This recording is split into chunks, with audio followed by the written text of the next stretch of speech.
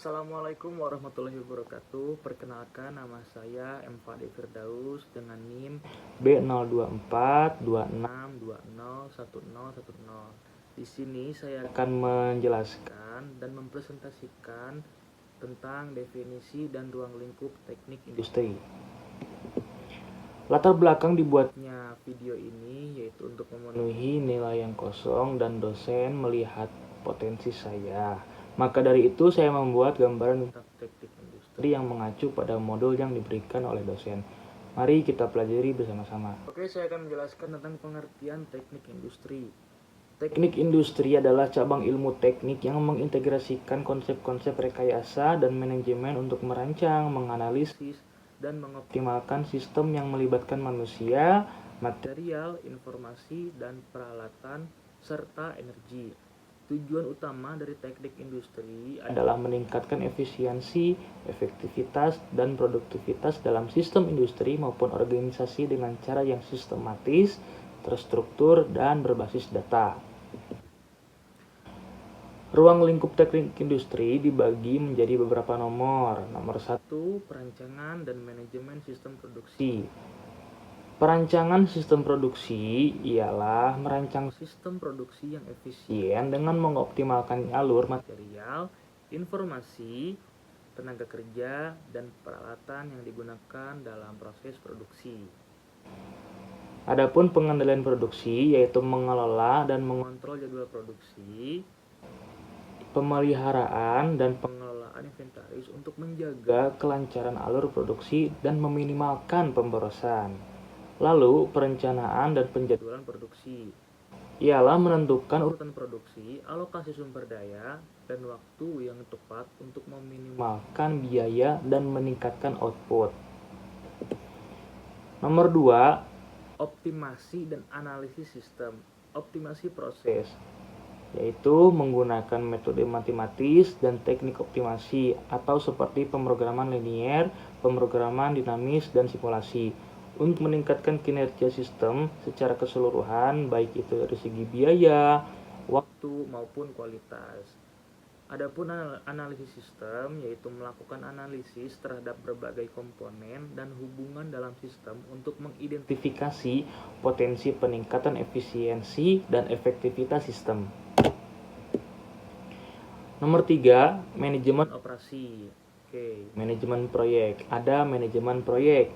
Manajemen proyek adalah merencanakan, melaksanakan, dan mengendalikan proyek untuk mencapai tujuan dalam batasan waktu, biaya, dan sumber daya yang telah ditetapkan. Adapun kualitas dan pengendalian kualitas yaitu menerapkan teknik dan alat untuk memastikan kualitas produk dan proses sesuai dengan standar yang telah ditentukan. Misalnya, Six Sigma, Total Quality Management. Lalu, ada rekayasa dan manajemen rantai pasokan. Apa itu? Yaitu merancang dan mengelola aliran material dan informasi dalam rantai pasokan agar efisien dan efektif, termasuk pengelolaan persediaan, logistik, dan distribusi. Nomor 4, ergonomi dan desain sistem kerja. Masuk pada penjelasan ergonomi. Apa itu ergonomi? Ergonomi ialah menerapkan prinsip-prinsip ergonomi untuk merancang tempat kerja yang aman, sehat, dan nyaman, serta untuk meningkatkan interaksi antara manusia dan sistem. Lalu, desain kerja dan pengorganisasian tenaga kerja, yaitu merancang pekerjaan dan mengatur distribusi tugas serta alur kerja untuk meningkatkan produktivitas serta mengurangi kelelahan atau kecelakaan kerja. Nomor 5, teknologi informasi dan sistem pendukung keputusan.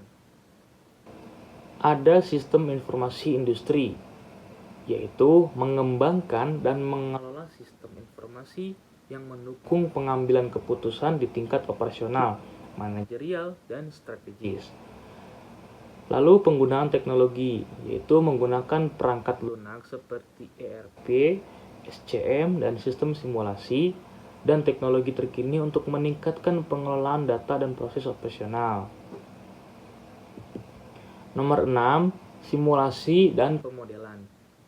Simulasi proses yaitu menggunakan perangkat lunak simulasi untuk memodelkan dan menganalisis kinerja sistem atau proses untuk mengevaluasi berbagai skenario dan memprediksi hasil sebelum implementasi.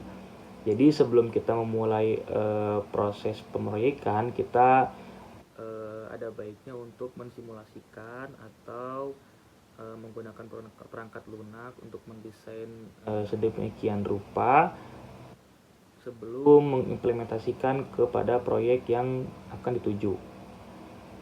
Lanjut pada modeling dan simulation, yaitu menggunakan teknik pemodelan matematis untuk memahami dan merancang sistem yang kompleks serta mengevaluasi dampak dari perubahan dalam sistem. Tidak jauh berbeda dari simulasi proses, modeling dan simulation hampir sama 11-12.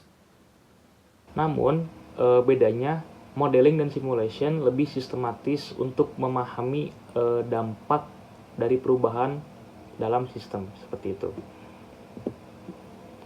Ada nomor 7 yaitu keuangan dan ekonomi industri.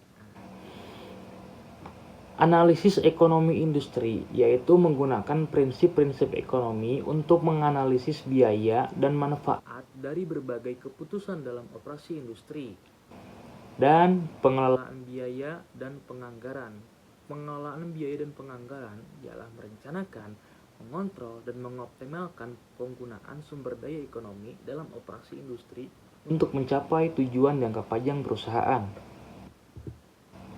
Nomor 8, sistem produksi berkelanjutan dan ramah lingkungan. Ada green manufacturing. Green manufacturing adalah menerapkan prinsip-prinsip ramah lingkungan dalam desain dan operasi produksi, seperti mengurangi limbah dan emisi, serta menggunakan energi secara efisien.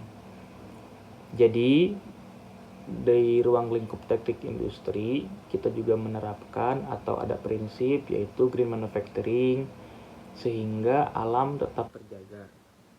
Adapun sistem produksi berkelanjutan, yaitu merancang sistem produksi yang tidak hanya menguntungkan secara ekonomi, tetapi juga mempertimbangkan dampak sosial dan lingkungan jangka panjang. Nomor 9, inovasi dan pengembangan produk.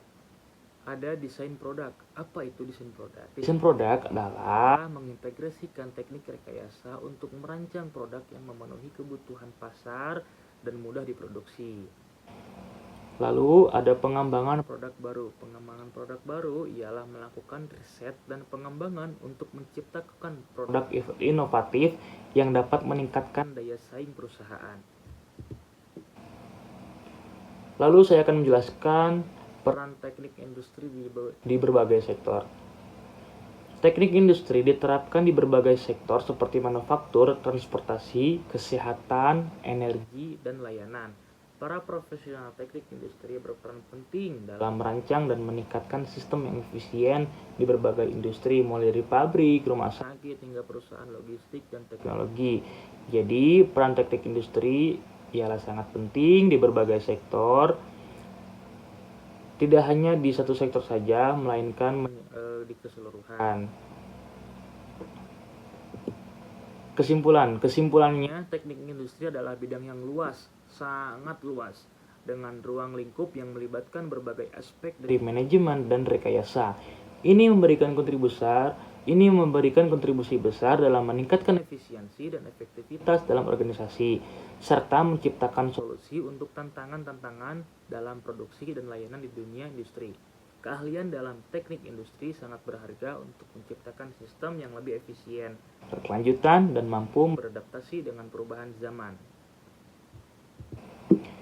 Baik, sekian dari saya. Mohon maaf apabila ada kesalahan atau salah penyampaian. Mohon maaf. Assalamualaikum warahmatullahi wabarakatuh.